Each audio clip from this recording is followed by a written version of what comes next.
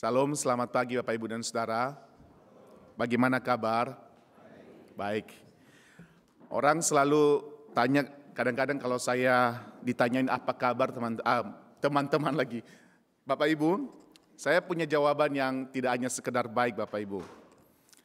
Biasanya kalau orang tanya kepada saya, Pak Melki kabar gimana? Saya akan jawab, saya masih makan babi. Kenapa makan babi saudara? Ada dua indikasi. Indikasinya adalah masih sehat, kolesterol belum naik. Ya. Yang kedua adalah masih belum pindah ke agama sebelah. Masih di sini. Oke, itu cuma supaya Bapak Ibu dan Saudara bisa bangun sedikit. Karena pagi dan semuanya masih ngantuk. Oke, Bapak Ibu dan Saudara yang dikasihi oleh Tuhan. Hari ini kita akan bicara tentang menghidupi firman yang hidup. Bapak Ibu dan Saudara yang dikasihi oleh Tuhan, saya ingin memulai perenungan kita pada pagi hari ini dengan mengatakan kepada saya dan saudara bahwa pengorbanan Yesus telah memberikan kehidupan baru bagi setiap kita. Pengorbanan Yesus telah memberikan kehidupan baru bagi saya dan saudara. Dan kabar baik ini menjadi pesan yang terus tersambung atau terus bersambung hingga ke ujung bumi. Amin saudara. Dan inilah tugas kita yang selama 1 bulan ini terus kita kumandangkan untuk memberitakan keselamatan yang telah Kristus berikan kepada saya dan saudara. Pertanyaannya adalah bagaimana kita melakukannya? Bagaimana kita membawa pesan ini kepada dunia yang notabene dunia ini tidak begitu mengerti tentang Allah, tidak begitu mengerti pengorbanan Kristus, bahkan tidak mau menerima pengorbanan daripada Kristus, saudara. Bagaimana kita membawa pesan ini ke dalam dunia di mana kita ada hari ini. Saudaraku yang dikasihi oleh Tuhan, tentunya kita sudah mengalami ini. Ada yang tidak mengalami ini, saudara? Ada? Oke, saudara punya cerita tentang ini enggak? Saudara kan bisa cerita bukan? Ketika kita ketemu, pada masa-masa COVID itu saya pernah di karantina 2 minggu. Pada masa-masa COVID itu saya tidak bisa kemana-mana. Bahkan Om Joni mungkin punya pengalaman yang lebih dahsyat daripada kita saudara. Karena dia adalah bagian pertama dari COVID itu bukan? Sampai di Indonesia saudara, saya karena satu alumni kita kumpul sama-sama lalu kita berdoa dan kemudian Om Joni itu bisa cerita bagaimana pengalamannya keluar dari Singapura dan kemudian ada di karantina dan kemudian dia bisa cerita dengan leluasa saudara. Kenapa? Karena Om Joni mengalami COVID. Saudara punya cerita apa tentang COVID? Saudara pasti bisa cerita dengan leluasa bukan? Benar gak sih? Atau cuma saya doang? Yang kedua saudara, kita baru saja melewati winter bukan? Ada yang dari Indonesia selama winter? Yang ada di Indonesia selama winter? Ada? Kalau tidak ada jemaat IPC yang tidak di sini selama winter, maka dia tidak bisa cerita tentang winter. Tapi kalau kita ada di sini selama winter, cerita apa yang biasanya ibu-ibu cerita dengan sesama ibu-ibu? Dingin. Saya boleh pakai mic ini aja enggak?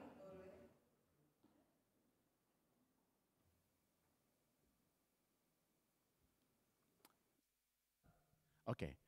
Waktu Bapak Ibu dan Saudara cerita tentang dingin, apa yang saudara ceritakan untuk ibu-ibu nih? Kalau sesama ibu-ibu, aduh saya tuh suka banget dengan musim dingin.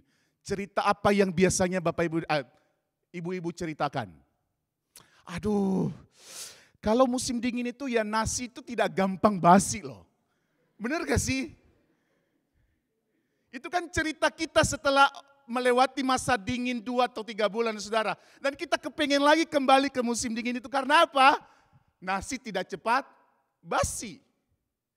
Kenapa kita begitu leluasa menceritakan ini saudara? Kenapa kita begitu fasih menceritakan pengalaman tentang COVID, kita bicara tentang musim dingin, kenapa? Kenapa? Karena pernah ngalamin bukan? Kita pernah mengalaminya, kita pernah ada di dalamnya, kita pernah merasakannya, kita pernah mencicipinya dan kemudian ketika orang tanya, bahkan orang enggak tanya pun kita cerita saudara. Kita begitu fasih leluasa dan tanpa ada teks di belakang kita bisa cerita sangat-sangat leluasa. Saudara, prinsip yang sama ini sebenarnya yang sedang diterapkan atau sedang digambarkan oleh Yohanes dalam 1 Yohanes 1 ini, saudara. Prinsip yang sama terjadi pada pengalaman Yohanes dengan firman yang menjadi manusia. Coba perhatikan tadi ayat-ayat 1 sampai 4, saudara. Di dalam ayat 1 Yohanes 1 ayat 1, apa yang telah ada sejak semula, apa yang telah ada sejak semula, saudara. Firman menjadi manusia. Dari firman adalah Allah, Allah adalah firman, dan firman itu telah menjadi manusia. Yang telah kami dengar, yang telah kami lihat, perhatikan kata-kata ini saudara. Yang telah kami saksikan, dan bukan hanya saksikan, telah kami raba. Dengan tangan kami tentang apa? Tentang firman hidup. Siapa firman hidup? Yesus Kristus. Itulah yang kami tuliskan kepadamu. Saudara, ini pengalaman yang luar biasa yang dialami oleh Yohanes tentang Yesus itu sendiri. Maka bersyukurlah Yohanes karena dia bisa berhadapan langsung dengan Yesus. Dia bisa mendengar, saudara. Dia mendengar dengan telinganya di dalam ayat 1 dan 3, saudara. Dia melihat dengan matanya, ayat 1 dan 3. Dan dia meraba. Saudara, kalau saudara meraba sesuatu itu apa rasanya, saudara? Ada feel yang terkontak dengan kita. Ada sentuhan langsung yang itu membuat Yohanes merasakan, oh, Yesus begitu luar biasa. Dan bukan hanya itu, saudara, dia look at, mengarahkan matanya kepada Yesus. Tidak hanya sekedar melihat, oke, aku melihat, tapi enggak. Dia lurus pandangannya kepada Yesus Kristus. Dan pengalaman personal ini, saudara, yang kemudian dikatakan oleh Yohanes, itu yang kami saksikan kepada kamu. Jadi pengalaman personal, pengalaman pribadi Yohanes tentang pertemuannya dengan Yesus, perjumpaannya dengan Yesus, itulah yang dia ceritakan. Bukan cerita lain, saudara. Bukan cerita yang dia karang-karang saja, bukan. Nah, pertanyaannya, saudara, mungkinkah bagi Yohanes membagikan pengalaman ini jika ia sendiri tidak mengalaminya? Mungkin enggak. Dia bilang, oke, Yesus itu begini, Yesus itu seperti ini, Yesus ini begini. Mungkin enggak. Enggak mungkin, saudara. Dan yang lebih menarik lagi, kalau kita emphasize pertanyaannya, mungkinkah Yohanes seberani ini berbagi pengalaman jika pengalaman itu tidak merubah hidupnya sendiri? Mungkinkah Yohanes bisa sangat luar biasa berani mengatakan, oke, Yesus itu seperti ini. Dalam konteks ini dia mengatakan Yesus itu adalah terang. Kalau terang itu tidak mengubah personalnya Yohanes. Artinya, saudara, apa? Saya ingin mengatakan begini, pengalaman personal dengan firman yang hidup yaitu Yesus Kristus adalah kekuatan besar yang mendorong kita untuk menyaksikannya kepada orang lain. Amin. Pertanyaannya adalah, saudara mengalami apa enggak? Nah, kesaksian yang hidup adalah kesaksian yang pernah dialami, pernah dinikmati, dan pernah dijalani. Saya berdoa semua jemaat yang hadir pada hari ini sudah ada pada level ini. Tidak hanya sekedar kita datang setiap minggu ke gereja, oke, kita datang ke gereja karena ketemu siapa? Aduh, pengen ketemu dengan Om Joni atau Pendeta Joni. Enggak, saudara. Oh, saya datang ke gereja setiap minggu itu karena dulu saya di Indonesia itu kalau tidak datang ke gereja itu kayak ada yang kurang. Ada yang mengalami itu enggak, saudara? Tidak datang ke gereja hari Minggu itu kayaknya ada yang kurang dari hidupnya, saudara. Ibarat kita orang Indonesia, kalau tidak makan nasi, perut tidak tenang, saudara. Bukan itu, saudara. Kita datang ke gereja untuk mengalami siapa? Untuk mengalami pengalaman personal dengan siapa? Firman yang hidup. Yaitu siapa? Yesus Kristus. Mungkin kita bertanya, saudara. Itu kan Yohanes dan kita itu kan dunia yang beda, saudara. Yohanes, dia benar-benar berjumpa dengan Yesus. Dia bersentuhan dengan Yesus. Dia meraba Yesus, bahkan dia makan bersama, jalan bersama, tidur bersama dengan Yesus. Kan dunia kita beda hari ini. Saya nggak pernah ketemu Yesus, saya pribadi, saudara, Belum pernah ketemu Yesus secara pribadi, saudara. Even di dalam mimpi, kalau orang bicara ada orang ketemu Yesus dalam mimpi, oke, saya nggak pernah, saudara. Tapi bagaimana kita bisa mengalami Yesus yang hidup itu 2000 tahun yang lalu. Yohanes 20 ayat 29, saudara. Yesus mengatakan begini kepada Thomas. Karena engkau telah melihat aku, karena engkau telah mencucukkan jarimu ke dalam lukaku, karena engkau sudah meraba aku, maka engkau percaya, Thomas. Tapi berbahagialah mereka yang tidak melihat. Oke, ini menjadi poin buat kita hari ini sebagai orang yang tidak bersentuhan langsung dengan Yesus. Berbahagialah mereka yang tidak melihat, namun percaya. Lebih berbahagia siapa? Thomas atau kita? Dua-duanya bahagia, saudara. Dua-duanya bahagia. Nah, sekarang di manakah ruang bagi kita untuk menikmati firman yang hidup itu? Di manakah ruang bagi kita untuk mempunyai pengalaman dengan firman yang hidup itu? Di manakah space bagi kita untuk berjumpa dengan firman yang hidup itu? Di mana, saudara? Ada yang tahu ruangannya di mana? Apakah ada di ruang belakang? Ruang mana, saudara? Ada 3 ruang yang Tuhan berikan kepada kita. Saya cuma ringkas 3 ruang saja, saudara. Pertama, saudara mendengarkan firman Tuhan setiap minggu enggak? Itu adalah ruang yang pertama. Yang terus Tuhan pakai untuk menyatakan dirinya kepada saya dan saudara. Yang terus Tuhan pakai untuk menceritakan tentang dirinya kepada saya dan saudara. Dan bukan kita hanya mendengar, saudara. Ada yang tidak ikut kedup. Tidak ikut kedup, saya nggak bilang ikut kedup. Ada yang tidak ikut kedup? Nggak berani ngaku pasti. Thank you. Bagi kita, saudara, yang ikut kedup, kita membicarakan firman itu. Bagi kita mungkin yang tidak ikut dalam kedup, kita membicarakan firman itu kepada keluarga kita, kepada anak kita, kepada tetangga kita. Dan itu kan sentuhan langsung dengan kita, bukan? Tidak perlu kita harus bersentuhan dengan Yesus yang hidup seperti Yohanes. Tapi kita bersentuhan dengan firman. Cilakanya adalah kalau orang, khususnya kalau hari Minggu, memakai waktu khotbah adalah untuk tidur, saudara. Karena memang waktu khotbah itu adalah waktu tidur terbaik. Benar gak? Benar kan? Oh enggak, Tante Fona bilang enggak benar. Oke, thank you Tante Fona.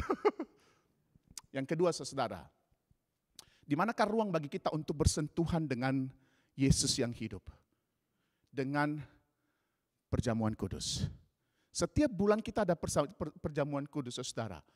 Kita bersentuhan dengan simbol darah dan tubuh Yesus. Maka bagi saya, saudara, jangan pernah menyia-nyiakan ruang ini. Karena apa? Kita sedang bersentuhan dengan Yesus dalam bentuk simbol. Dan bukan hanya bersentuhan kita memegang, kita mengangkat, bukan, saudara. Tapi perjamuan kudus itu masuk di dalam kita, bukan? Bahkan kalau saya lebih emphasize, saudara, bukan hanya masuk di dalam kita, tapi dia masuk ke dalam sumsum kita, mengalir dalam aliran darah saya dan saudara. Dan itu sentuhan ilahi yang luar biasa, saudara. Dan itu memberikan pengalaman baru bagi kita. Oke, Yesus itu bukan Yesus yang jauh dari aku. Yesus itu bukan Yesus yang ada di sana, tapi Yesus itu ada di mana? Yang bersentuhan dengan kita setiap waktu. Yang ketiga, saudara. Siapa hari ini yang mengatakan aku tidak merasakan dan tidak menyaksikan kebesaran Tuhan setiap hari?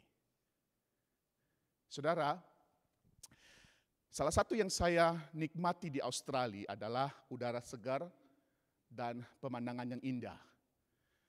Kalau saudara olahraga setiap hari di lingkungan di mana saudara tinggal, saudara akan menikmati udara segar, menikmati pemandangan yang indah, bukan? Saya suka lari, saudara. Lari dari kenyataan, bukan. Saya lari untuk olahraga sekalipun saya tidak kurus-kurus, saudara. Soalnya habis lari, makan Indomie 2 sama telur 2, saudara. Oke. Saya suka lari, saudara. Dulu waktu tinggal di City, saya suka banget lari di daerah Darling Harbour. Dan itu sangat menikmati sekali. Kenapa? Pemandangannya indah. Dan itu perjumpaan kita dengan Tuhan sebenarnya. Itu ruang yang Tuhan sediakan bagi kita. Hari ini saya tinggal di daerah Raja, saudara, dan biasanya saya lari di jalan di pinggir Sungai Paramata, saudara, dan itu indah sekali. Dan itu memberikan pengalaman, okay, this is God. Yes, ini Tuhan sedang menyatakan dirinya kepada saya dan saudara. Jadi kita tidak perlu seperti Yohanes, saudara. Di dunia kita yang modern ini pun, Tuhan terus menyatakan dirinya kepada siapa? Kepada kita. Persoalannya adalah kita seringkali mengalami ini, tapi tidak merubah hidup kita. Kita setiap minggu dengar firman Tuhan. Tapi itu ibaratnya itu keluar, kok keluar duluan, belum masuk. Masuk telingan kiri, keluar telingan kanan. Maka Dietrich Bonhoeffer, saudara, seorang hamba Tuhan yang luar biasa. Dia mengatakan, we are going to church and hearing that God just loves and forgives everyone. But, so it doesn't really matter how much how we live. Tidak merubah apa-apa, saudara. Maka tugas kita hari ini bukan bicara tentang bagaimana Tuhan berbicara kepada saya, bagaimana saya punya pengalaman dengan Tuhan sudah membuka ruang bagi saya dan saudara. Persoalannya adalah, mau enggak firman itu merubah hidup saya dan saudara. Saudaraku yang dikasihi oleh Tuhan, bagaimana Yohanes mengantisipasi persoalan ini? Jika seseorang sudah pernah mendengarkan ini kabar baik, sudah pernah hidup dalam kabar baik tapi tidak ada perubahan dalam hidupnya, Yohanes memberikan antisipasi kepada saya dan saudara. Antisipasi pada kehidupan yang seperti tidak ada perubahan itu tadi, Yohanes memberikan jalan terbaik, yaitu apa, saudara? Hidup di dalam terang. Apa itu hidup dalam terang, saudara? Kita perhatikan dulu, yang dialami Yohanes adalah terang. Yang dia lihat adalah terang. Yang dia saksikan adalah terang, tetapi percuma jika tidak hidup dalam terang. Ya, dia lihat, dia alami, dan percuma itu kalau tidak terjadi dalam hidup Yohanes. Percuma kalau dia tidak hidup di dalam terang itu sendiri. Makanya dia mengatakan, ya kamu akan bodoh, kamu bukan siapa-siapa kalau kamu mengaku aku dalam terang tapi tidak hidup di dalam terang, masih hidup dalam kegelapan. Jadi saudara, apa seharusnya hidup dalam terang itu? Coba perhatikan ayat 6 dan ayat 8, saudara. Jika kita katakan bahwa kita beroleh persekutuan dengan dia siapa? Yesus adalah terang, namun kita hidup dalam kegelapan. Kita berdusta dan tidak melakukan kebenaran. Jika kita berkata bahwa kita tidak berdosa, pertanyaannya siapa yang tidak berdosa hari ini? Tidak ada, maka kita menipu diri kita sendiri, kebenaran tidak ada di dalam kita, saudara. Apa maksudnya, saudara? Kegelapan itu erat kaitannya dengan perbuatan-perbuatan jahat yang tidak mungkin bertemu dengan terang. Artinya kalau saudara ngaku, oh aku dalam terang tapi masih hidup dalam kegelapan. Oh minta maaf saudara. Saudara belum ada dalam terang. Kenapa? Karena terang dan kegelapan tidak pernah bisa bersatu. Saudara mengatakan aku Kristen yang sudah hidup dalam terang, tapi kehidupan saudara setiap hari, kehidupan yang tidak mencerminkan Kristus. Oke, sorry saya katakan. Saudara sedang tidak ada di dalam terang. Saudara sedang tidak ada di dalam Kristus. Saudara hanya membual saja dan mengatakan aku Kristen. Aku pengikut Yesus. Itu yang dimaksudkan oleh Yohanes, saudara. Maka Yohanes 3, 19, 20. Dan inilah hukum itu, terang telah datang ke dalam dunia. Tetapi manusia lebih menyukai apa? Kegelapan daripada terang. Sebab perbuatan-perbuatan mereka jahat. Sebab barang siapa berbuat jahat, membenci terang dan tidak datang kepada terang. Supaya perbuatan-perbuatan yang jahat tidak nampak. Ini yang saya katakan tadi di atas, saudara. Percuma kita mendengarkan firman Tuhan tapi tidak pernah ter-apply dalam hidup kita. Sama saja kita menipu diri sendiri. Lalu kira-kira apa itu hidup dalam terang, saudara?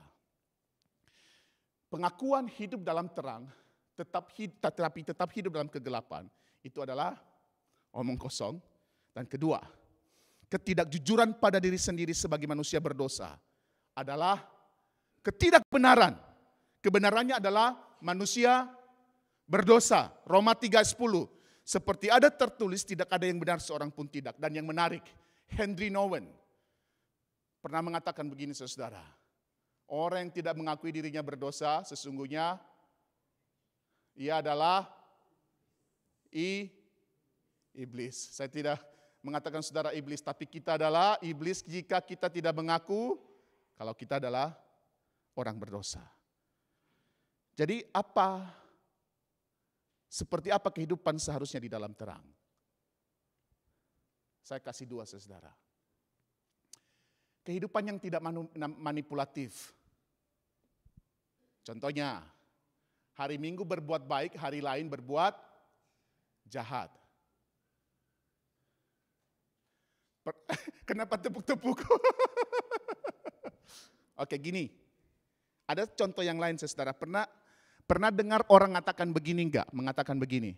Aku itu manusia paling baik di dunia. Bahkan baiknya saya itu lebih baik dari malaikat. Pernah dengar enggak? Pernah dengar ada orang ngomong kayak gitu enggak? Tapi belum berhenti di situ saudara. Dia akan mengatakan begini. Tapi jangan coba-coba. Jangan coba-coba berbuat jahat kepadaku. Aku lebih jahat daripada malaikat. Aku lebih jahat daripada iblis. Pertanyaannya, lu itu dibuat dari mana? Dan lu itu siapa? Malaikat apa iblis? Nah, iblis. Yang kedua saudara, kehidupan yang tidak toleransi dengan dosa. Kita itu kan selalu mengatakan gak apa-apa. Ya aduh gak apa-apa. Dikit-dikit lah, nanti hari Minggu ngaku dosa lagi. Kita seringkali toleransi dengan banyak dosa saudara. Kita toleransi dengan amarah. Kita toleransi dengan dosa-dosa kecil. Apa itu dosa-dosa kecil saudara? Bicarain orang lain di belakang. Itu dosa bukan? Ya. Nanti kalau iya berarti setelah ini jangan lagi ya. Apalagi yang kita lakukan saudara, dosa-dosa kecil. Berhenti dari sekarang. Berhenti. Kenapa? Kita sedang tidak hidup dalam terang kalau ada dalam dosa terus-menerus. Mesti kita berubah. Saudara, yang menarik selanjutnya dalam ayat 7 dan 9 saudara. Apa yang Yohanes inginkan? Kita hidup di dalam terang sama seperti dia. Jadi sebenarnya saudara, hidup dalam terang itu bukan hanya sekedar kita mau hidup dalam terang. Tapi bagi Yohanes, hidup dalam terang adalah hidup yang penuh kerelaan untuk mengaku ketidakmampuan kita. Kalau tadi di atas itu dia memberikan sisi negatifnya, kalau kamu katakan kamu hidup dalam terang tapi kamu berbuat jahat, dia kasih sisi positifnya saudara. Kalau kamu hidup dalam terang, maka ini loh indikasinya. Indikasinya apa saudara? Kita punya kerelaan untuk mengakui ketidakmampuan kita. Ketidakmampuan kita itu ada dalam dua hal saudara. Kita susah untuk mengendalikan diri dari dosa, melakukan dosa. Dan yang kedua, kita tidak mampu berhadapan dengan kehidupan. Tapi seringkali kan kita dalam dua hal ini saudara merasa sok kuat bukan? Oh aku bisa. Enggak saudara. Dalam kehidupan kita sehari-hari, kita punya kelemahan yang luar biasa. Dalam dosa, siapa yang tidak berdosa? Maka kata Yohanes, kalau kamu hidup dalam terang, maka beranilah mengakui bahwa kamu berdosa dan biarlah Kristus itu memberikan pengampunan kepadamu.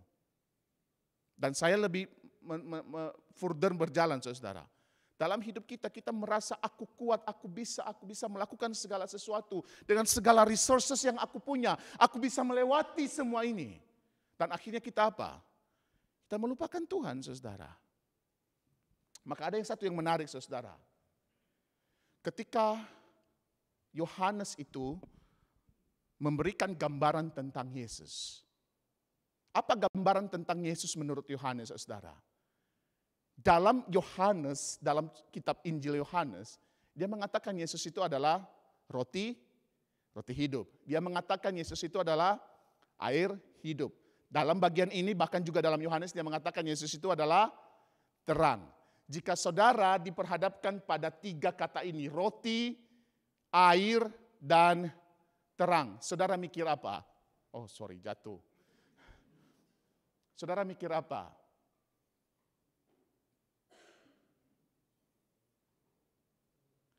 Saudara makan roti kan?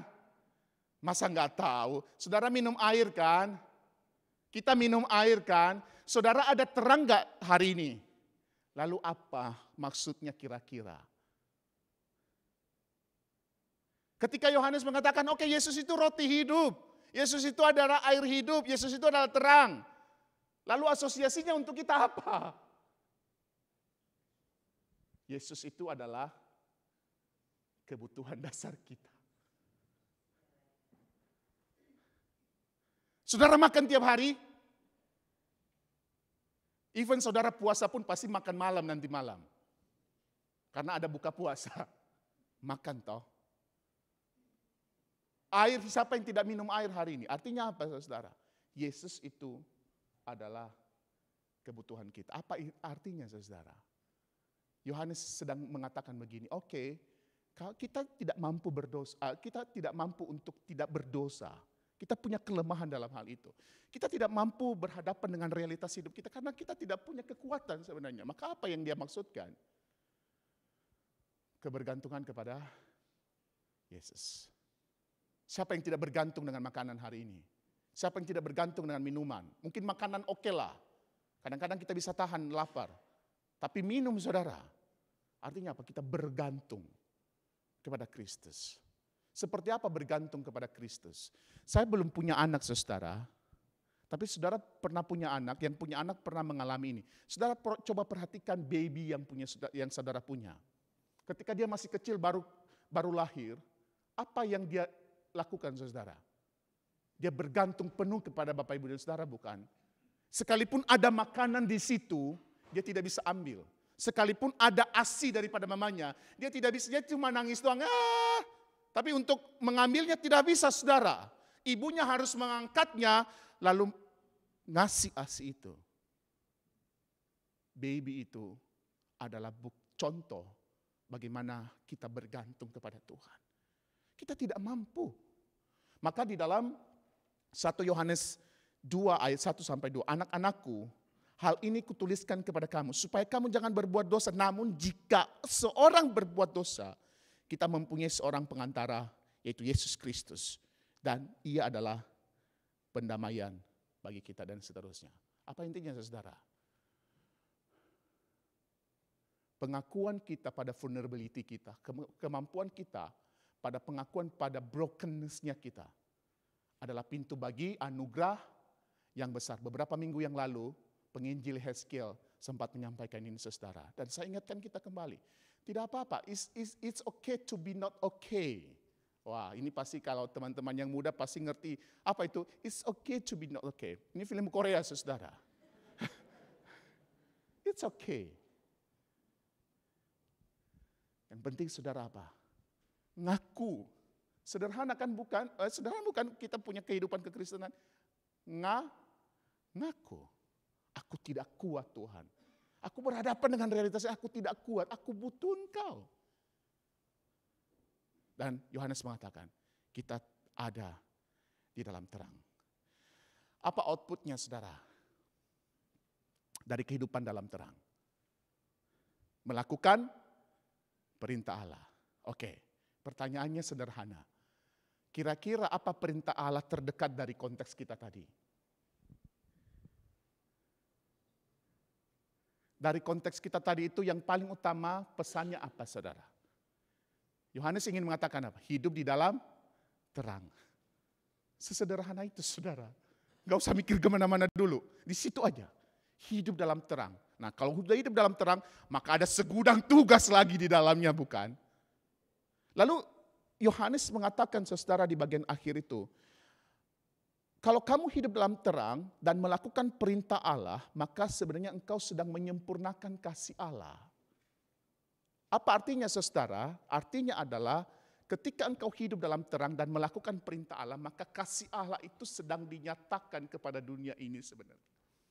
Maka itu yang saya katakan tadi dari awal, saudara, pengorbanan Yesus itu telah mengubah kita, dan itu adalah pesan yang terus bersambung sampai ke ujung bumi. Lalu bagaimana kita bisa melakukannya? Ini tugas kita yang saya katakan tadi. Melakukan perintah Allah. Tidak perlu kita harus bicara tentang Yesus, karena orang mungkin belum tahu itu siapa Yesus. Tapi melalui cara kita hidup berdasarkan perintah Allah, disitulah kita sedang menceritakan tentang pengorbanan Yesus, tentang kebaikan Yesus, tentang the greatest Jesus. Dari siapa saudara? Dari hidup kita. Saudara pernah dengar istilah kalau plus kali plus itu apa? Hasilnya apa? Plus. Kalau plus kali minus, kalau minus kali plus, ya saya nggak tahu saudara benar apa enggak, saya juga nggak tahu. Tapi kan ada konsepnya kan? Dalam kita hidup dalam kehidupan kita sebagai orang Kristen, ada satu konsep yang kita bisa terapkan untuk mewujudkan tugas ini. Saudara pernah dengar gak?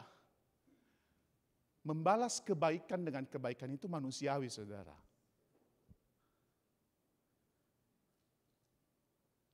Saudara kasih saya makanan, saya kasih saudara makanan, itu manusiawi. Ya, balas membalas. Tapi kalau saudara membalas kejahatan dengan kejahatan, itu iblisiawi. Saya memang sengaja kasih itu saudara, supaya ada wiwinya di belakang. Tapi kalau saudara membalas kejahatan dengan kebaikan, itu adalah pekerjaan ilahi. Dan itu yang Yesus lakukan, bukan? Ketika manusia berbuat jahat, ketika manusia tidak bisa mencari Allah karena kejahatan manusia, Dia datang sebagai Allah, memberikan kebaikan kepada manusia. Dan itu tugas kita, bukan?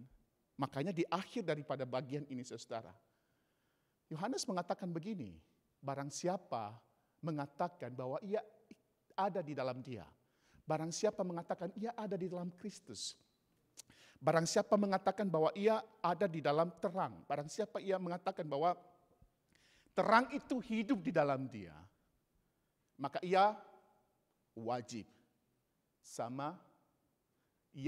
hidup sama seperti Kristus hidup. Maka perintah yang kedua, selain hidup dalam terang tadi, perintah yang kedua dalam konteks kita hari ini adalah hidup seperti Kristus hidup. Hidup seperti Kristus hidup. Ini gampang gak, saudara?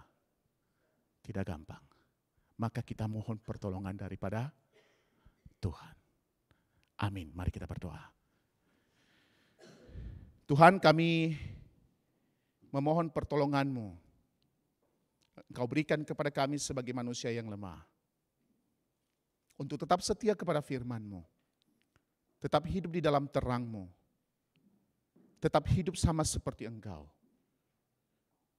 Berikan kepada kami kekuatan pikiran, kekuatan hati, kekuatan tangan, kekuatan kaki, dan kekuatan tubuh untuk hidup seperti Kristus hidup. Rangkul kami, Tuhan. Pegang kami. Dan sempurnakanlah kehidupan kami agar serupa dengan Engkau. Di dalam nama Yesus kami sudah berdoa. Amin.